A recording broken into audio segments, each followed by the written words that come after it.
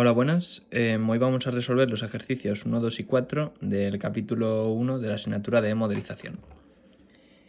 Entonces, vamos a intentar primero resolver el ejercicio número 1, en el cual nos dicen que si yo tengo un subconjunto S de n convexo, nos piden determinar que la función f, que va de S a E1, es convexa, si solo si se cumple que f de la suma de las alfa y xy es menor o igual a la suma de alfa y f de xy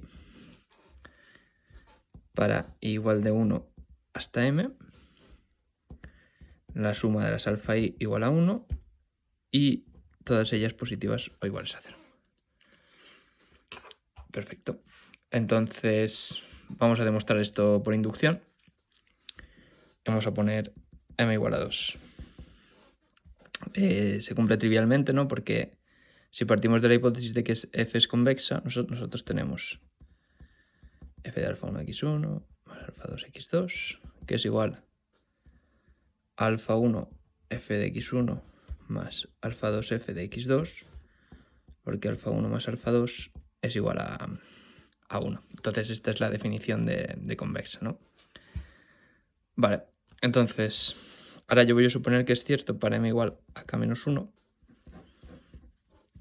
que yo tengo que f de la suma, voy a llamar j', a las alfa j' xj' es igual a la suma alfa j' f de x j', ¿no? J', que sea el índice que va de 1 hasta k menos 1.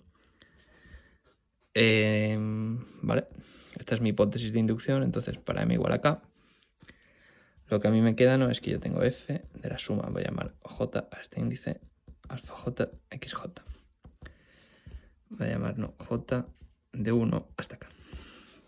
Vale, bien, pues yo ahora esto lo separo en dos y pongo f de la suma j' de las alfa j' xj' más alfa k xk.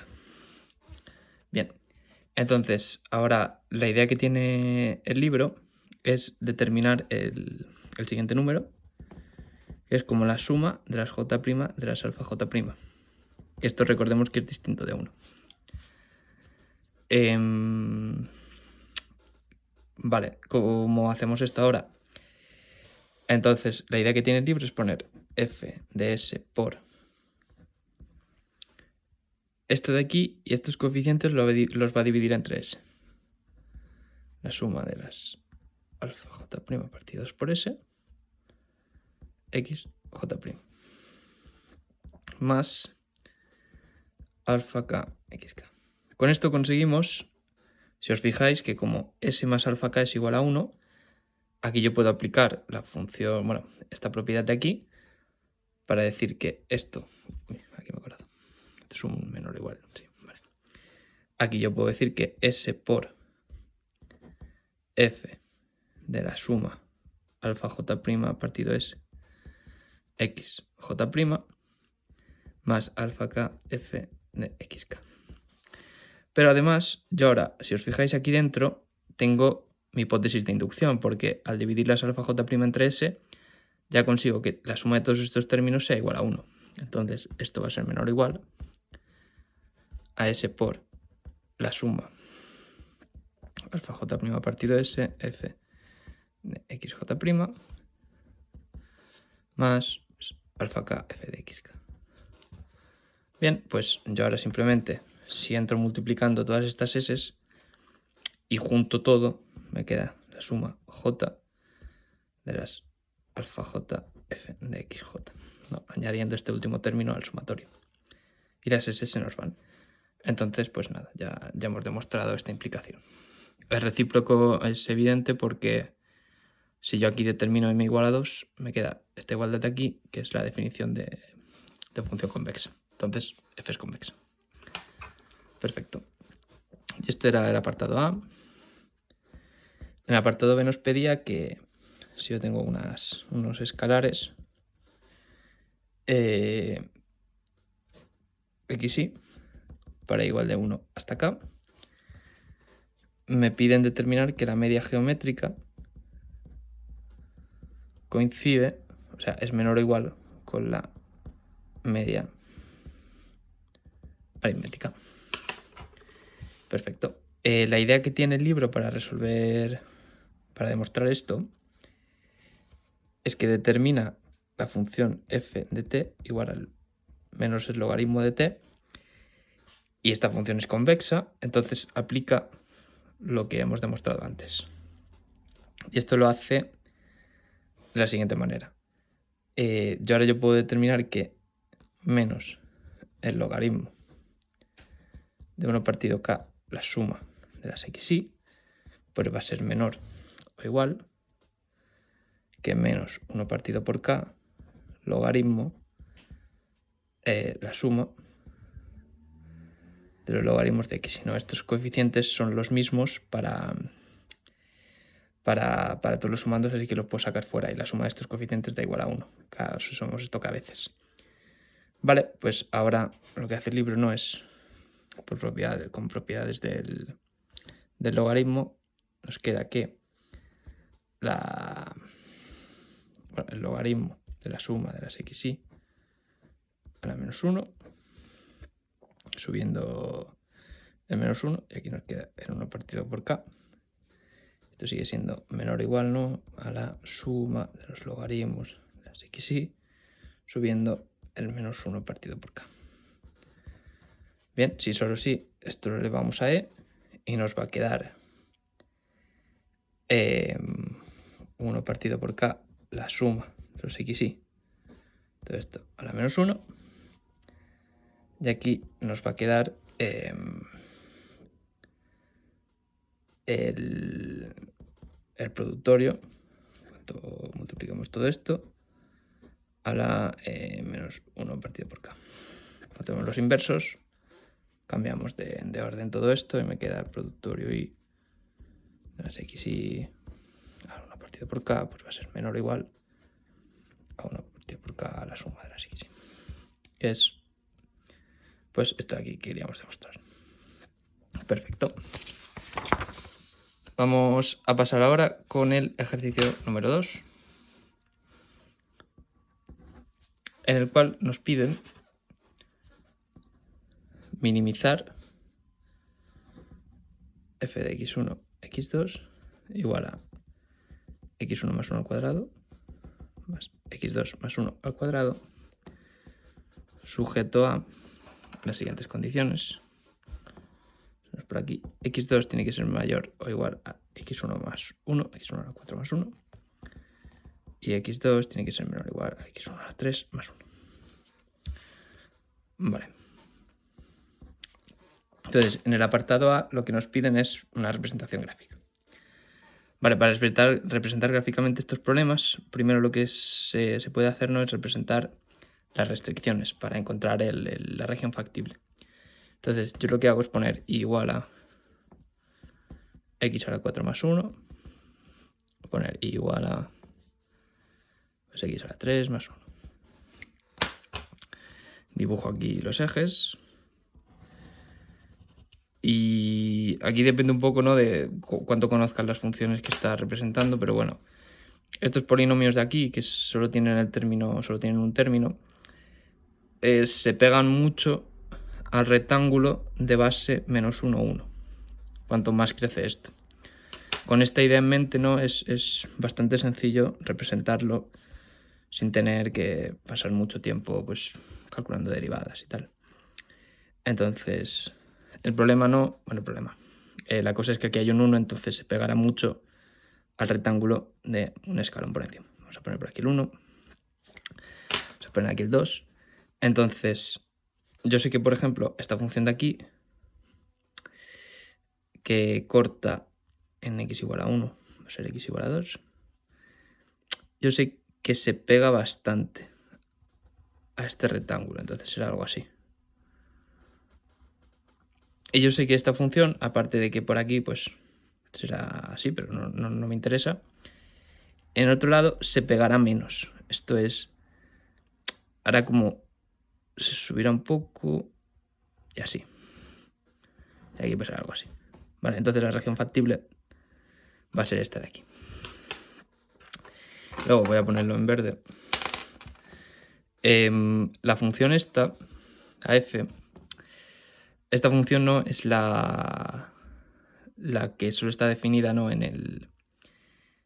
el conjunto imagen, no solo son los términos positivos, porque aquí hay un cuadrado, y es el cono derivable que yo lo llamo, pero centrado en -1, 1. Entonces, si aquí pongo el -1, pues aquí estará, vamos a poner el centro en negro, y los conjuntos de nivel siempre serán más grandes, irán creciendo. Entonces, no, está claro que este punto aquí, el 0, 1 es una solución óptima del problema.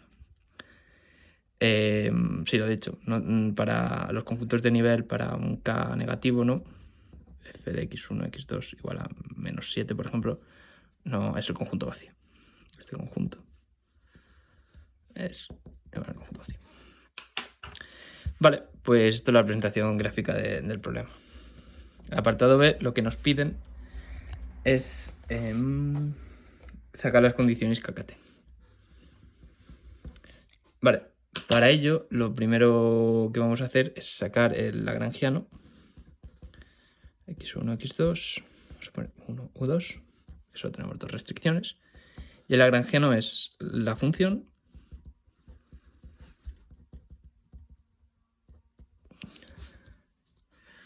más la constante 1 por ejemplo, la primera restricción menor que 0.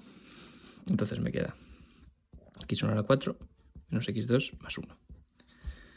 Más u2, esta restricción menor que 0. Entonces ahora tengo que pasar esto al otro lado. x1 3 más x2 menos 1.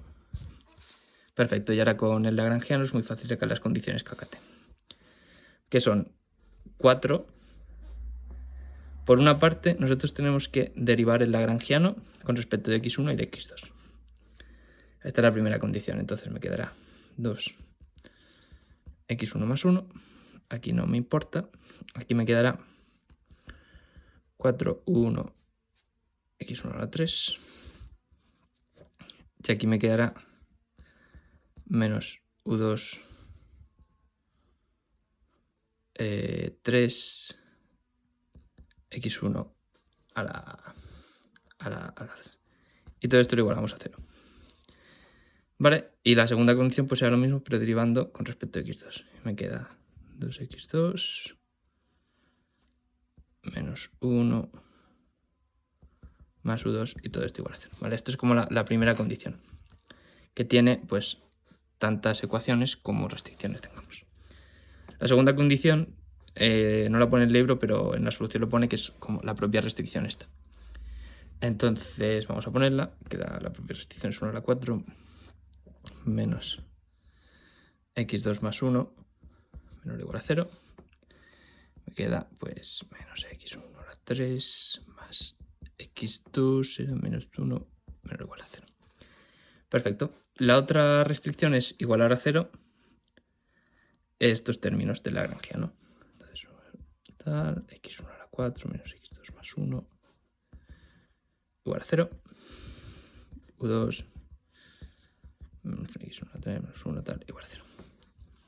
Perfecto. Y la última restricción o condición es esta de aquí.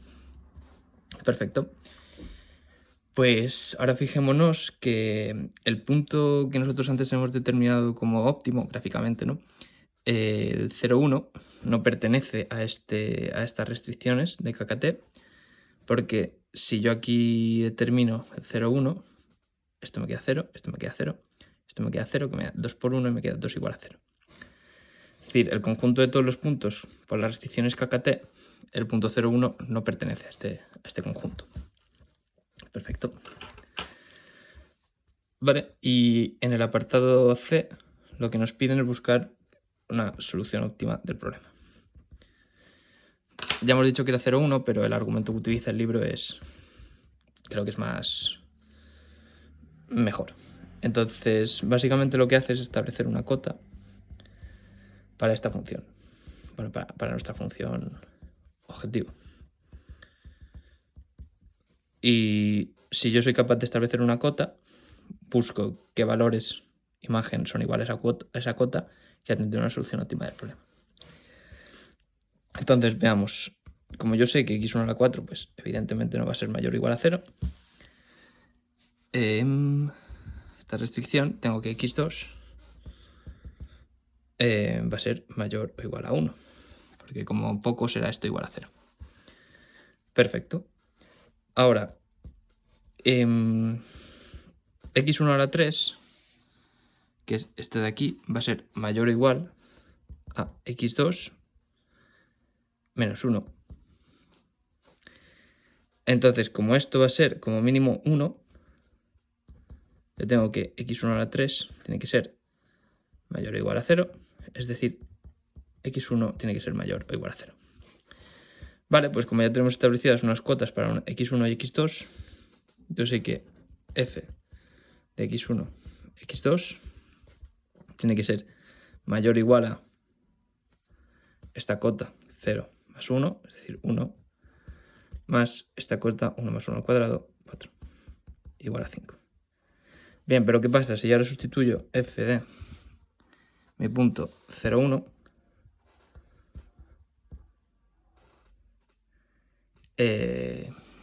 x igual a 0 igual a 1, evidentemente, aquí lo que me quedaba es 0, me queda 1 al cuadrado más tal, es decir, esto es igual a 5. Es decir, cumple con la cota, por lo tanto, pues es una solución óptima del problema. Y por último, fijémonos, ¿no?, que yo puedo tener una solución óptima a un problema sin que esa solución óptima pertenezca al conjunto creado por las restricciones KKT. Perfecto. Entonces, ahora ya, para acabar, vamos a resolver el ejercicio número 4. Aquí un 4. Uy. Vale, pues lo que nos piden es minimizar la función θ, bueno, x1, x2, que es básicamente la misma que teníamos antes, pero con las restricciones x1 mayor o igual a 0, x2 mayor o igual a 0, y esta restricción, que es muy fuerte, bueno, las restricciones de igualdad son muy fuertes. Vale, nos lo piden hacer con el método smooth y usando como función de penalización la función de pérdida cuadrática. Entonces, primero de todo, recordar que la función de pérdida cuadrática,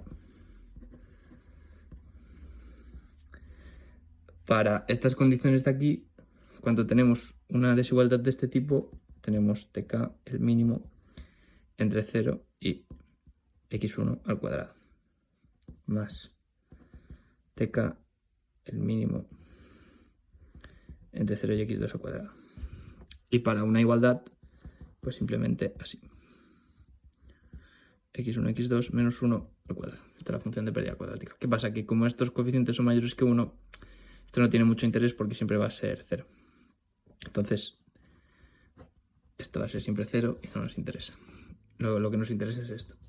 Entonces, nuestra función es esta de aquí, que va a ser la función, pues, x1 al cuadrado más x2 al cuadrado más tk x1, x2 menos 1 al cuadrado.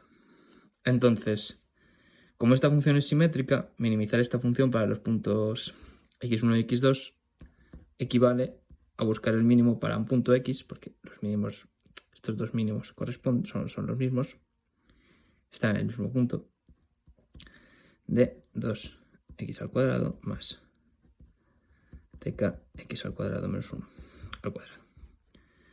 Entonces, simplemente si derivamos, me queda 4x más 2tk x2 menos 1 por la derivada. Esto, vale, y esto es igual a 0. Sí, solo sí, se cumple que los puntos x, aquí los ponen dependientes de tk, es tk menos 1, tk. Esto lo hacemos ahora para aplicar el algoritmo. Primero de todo, si tenemos un límite sencillo, si nosotros sabemos que la solución teórica es el límite cuando tk tiende a más infinito de x tk, que en este caso este límite pues vale 1. Entonces la solución óptima del problema es el punto 1, 1. Pero para aplicar bien el algoritmo, pues básicamente lo que tenemos que hacer es poner, primero de todo, la iteración k. Ponemos el término tk, ponemos el valor de x1, el valor de x2, que no siempre van a ser el mismo, el valor de nuestra función de estudio y de la función que queremos minimizar.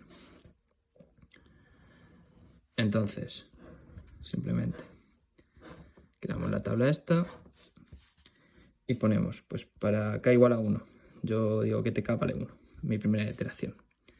Entonces, ¿qué vale en x1? 0. ¿Qué vale x2? 0. ¿Qué vale esta función? Tenemos esto aquí, 0, 0, 0, 0, menos 1 cuadrado, 1. ¿Qué vale teta? Pues teta vale 0. Vale, pues ahora mi segunda iteración yo quiero que sea 10. Pues aquí x1, lo tengo aquí por aquí apuntado, pues valdrá 0,948. Esto valdrá lo mismo, 948.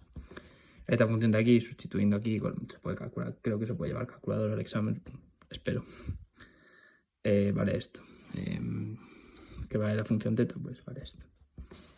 Nada, y así pues vas continuando hasta que tú determines cuál es el menor error que tú quieres cometer, el epsilon s, y hasta que llegues ahí. Si mi error quiero que sea 0,001, pues en la iteración número 5, que será igual a 10.000, 0,002, perdón, de mi error, pues esto me queda 0,999, 0,999, 1,999, y esta función valdrá 1,998. Y en cuanto vaya infinito, pues tendremos este límite de aquí, ¿no? Entonces simplemente eso es determinar el epsilon, que tú quieres que haya el error, y hacer iteraciones hasta que el error sea menor que epsilon. Y bueno, con esto pues quedarían resueltos los ejercicios 1, 2 y 4 del primer capítulo de la asignatura de modelización.